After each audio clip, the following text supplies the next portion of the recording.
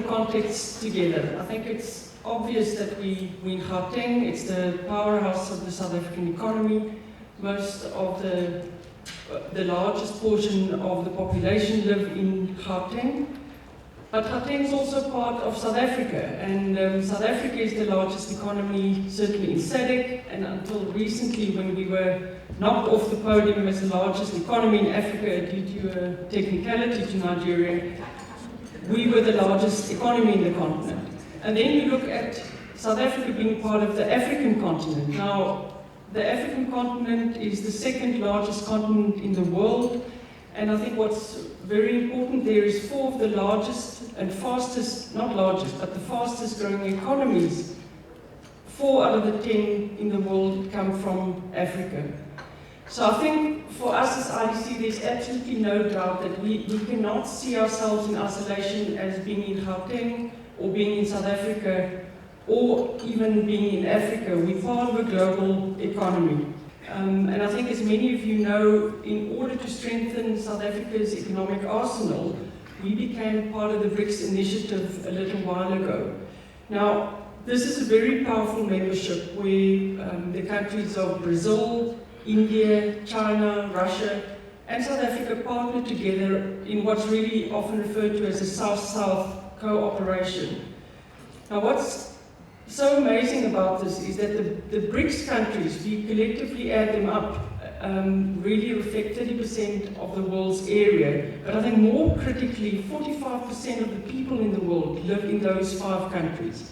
And of course, South Africa is the smallest one. It's very modest at 50 million. But it really gives us an opportunity to tap into very large markets that have, out of their own willingness, said that they want to partner with South Africa. Now, the IDC, I think many of you are aware of what we do. We're a development finance institution, and our mandate really is to lead industrial capacity development. We want to develop with the private sector capacity so that we can grow this economy. If you ask us what are the industries that we focus on, it really starts with the manufacturing base. We look at the automotives, metals, components. We look at the textile industry, which is hugely job intensive, as you may be aware, in South Africa. But how do we build a competitive industry that can sustain itself and not get wiped out by cheap imports? We look at the chemicals, the plastics, the pharmaceutical industries, where we've, for example, through SASL have been world leaders, and we've continued to be a world leader there. What can we do more in order to build similar sized organizations in South Africa? We focus on forestry and sawmilling, and then of course the big one, South Africa, mining and mineral beneficiation. It's a huge part of our portfolio, and for the rest of the continent there are substantial opportunities when it comes to mineral beneficiation.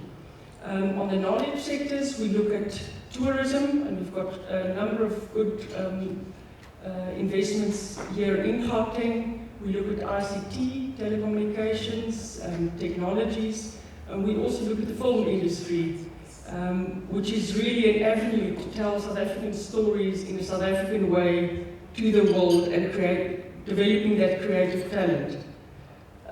The last one that I think everyone is aware of, because it's received so much attention in the last, I'd say, 2 years, is the green economy, the green industries. Again, because we say we want to leave a planet for our children, we've got to be, as business leaders, more conscious of our business practices. Can we use more renewable energies? Can we make sure that we are less reliant on electricity and the traditional form that we've had? After the inclusion into BRICS, we entered into a number of MOUs with some of these countries. But the purpose really is not to sign an MOU, it's really for us to see that there's output. And we've got a number of projects where we've partnered with either Brazil, India, China, even Russia. And often for us it is about the technical expertise that we gain from them. It's often about the equity participation, and sometimes it's also about the offtakes into those countries, so that we really work this cooperation to our benefit. Clearly we can do a lot more, and it's only the beginning. I think that's really been in existence for the last year and a half. and we need the private sector to help us with it.